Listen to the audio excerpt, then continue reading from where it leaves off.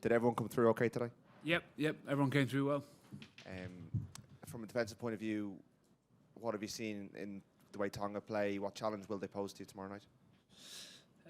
Well, they've got some of the best sort of open field runners in World Rugby. They've got guys in the forward pack that can mix it. They can offload. We've seen them in the URC over the last couple of seasons. A couple of players that play in Wales. And then the backline, obviously they've got attacking threats throughout their backline. So it's a real challenge for us defensively. It's one that we're probably ready for after the Romania game. We didn't have to get through that much work without the ball. But it's going to be another big step up from the challenge that Romania threw at us. Hugo, George Piatow named at 15. He's got a special highlight reel. What do you expect from him on that backline? Yeah, he's a serious player, isn't he? He's a real danger threat for them, and he's shown it for years now. He's well experienced, so they've, as Simon was saying, they've threats across their backline and in the pack in that back row. So we've gotten to familiarise ourselves with a few of them this week, but we've known of some of their threats for years now. If you can just pass the mic forward, sorry. Hi Simon, Michael Gannon, RTE. No, just wondering, slightly late out to the field today, was that to curtail the time spent in the heat, or was there any issues there? No, as far as I'm aware, there's no issues. I didn't know that we were late, but yeah, I mean the heat is still something that we have to be aware of. It's not something that's going to be an issue tomorrow night, hopefully, in terms of the kick-off time. But we tend to not always use the whole period of captain's run, just depending on how the players are feeling and what we need to get through. So no, there's no reason for that. Ty, can you just compare the conditions there today and last week? Is it worse? Are you very used to it at this stage? I was thinking of putting a jumper on today, compared to what we're used to. So, although it is hot, you recognise it's hot. It doesn't feel hot compared to it. It's like an oven, you know what I mean, or someone blowing a hairdryer in your face the last few weeks. Thank you. Hi, James from Sky Sports News. I guess the team selected shows just how much Ireland as a squad respect Tonga.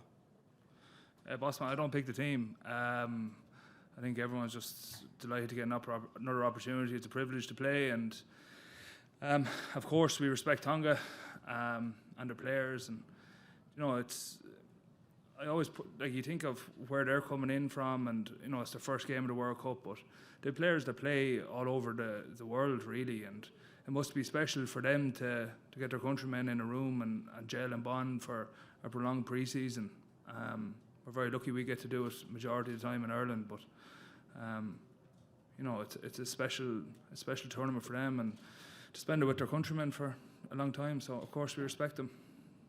Hugo, has it been easy to take it one game at a time when you know what you've got in store over the next 3 weeks?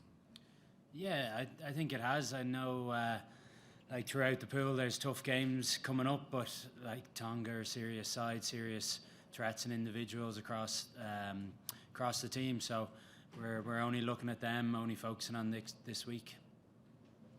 Thank you. Hugo, can I just ask you about the kicking game? We've seen in all the big games over the last week how important it is strategically. How much work are you putting in your opposition analysis, preparing for that specific element of the game? Yeah, it's already been a huge part, hasn't it? I think from the very first game, that France-New Zealand side, they set the standard with it. Yeah, it's something I suppose I've been working on individually over the last year or two, but we've been working on it as a team collectively over the last couple of weeks and months, just because it is such a big area of the game, and introducing that 50-22 rules probably brought it to another level, and it's going to be an important factor over the next couple of weeks. Simon, can I just ask, from your point of view, with the importance of the same thing and the amount of work that you have to put into how you use the backfield and all that sort of thing?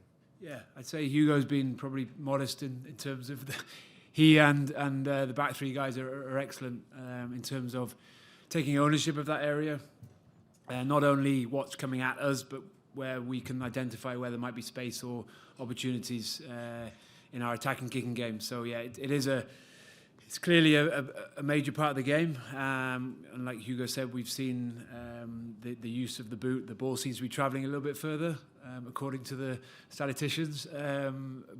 But it is a really crucial part of the game, and it's not just the guys who are kicking the ball; it's the guys who are chasing. It's a team.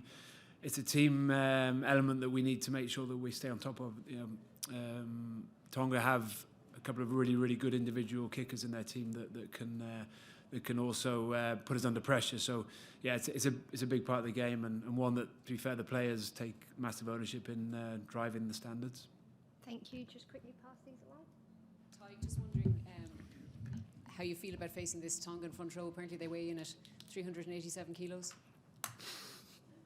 Sometimes in scrummaging there's no replacement for displacement. Where weight makes it heavy, it makes it hard because of the nature of it. And look, it's a big challenge. They have a big pack, and we have to be technically good. What does the squad take from the Samoa game here a couple of weeks ago? Obviously that game was fixed with this game in mind. There's a lot to learn in it. You know what I mean? We probably came off best in a few contact areas. Rain made it hard. You know what I mean? So there's always stuff you can come out of it. But I think the way the lads stuck in there and found a way to get the result was the biggest thing for us. And look, we know it's not easy. Nothing's easy. Rugby ain't easy. And it's just about sticking in there and taking your moments when they come. Thank you. Yeah, Frankie from Rugby News Service. Do you reckon performances such as Uruguay's last night gives encouragement to teams maybe like Tonga that they can take the #1 team head on? Probably for you, Simon. I think I think we all probably watched that game last night and were really impressed with the way Uruguay played. They didn't give France a moment to settle into the game and get into their rhythm, and they played some really good attacking rugby themselves. So yeah, listen, we know, like Ty said, these teams have limited time together outside of World Cup cycles, and then in World Cup cycle they get that 10-12 week period together, and they become real quality outfits. And it's other times of the 4-year cycle, they probably get by virtue of the way that things are, they get little time together and they don't have that time to gel. But we know that the likes of Uruguay and other teams in those positions become stronger and stronger in this period, and we're expecting a similar type of game tomorrow night in terms of the way Tonga want to play. They attack well, but they'll certainly want to come and hit and put us off our rhythm. Thank you. One more question here. Hi, Loïc Folio, West France. You guys are going to play in Nantes tomorrow. We were in Brittany. So 15,000 Irish fans are expected in the stadium. What can you tell the people of the city of Nantes about the atmosphere for tomorrow in the city and in the stadium? Lads. Yeah, I suppose I got my first experience of the travelling support in a World Cup last week. I think there was green all over the stadium.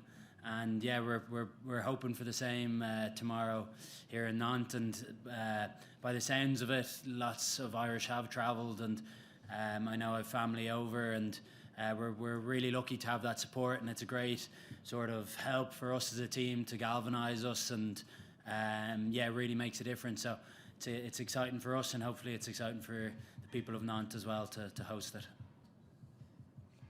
Thank you very much. That's the end of the questions, and that's a wrap. Thank you. Thanks, everyone. Cheers, guys. Thank you.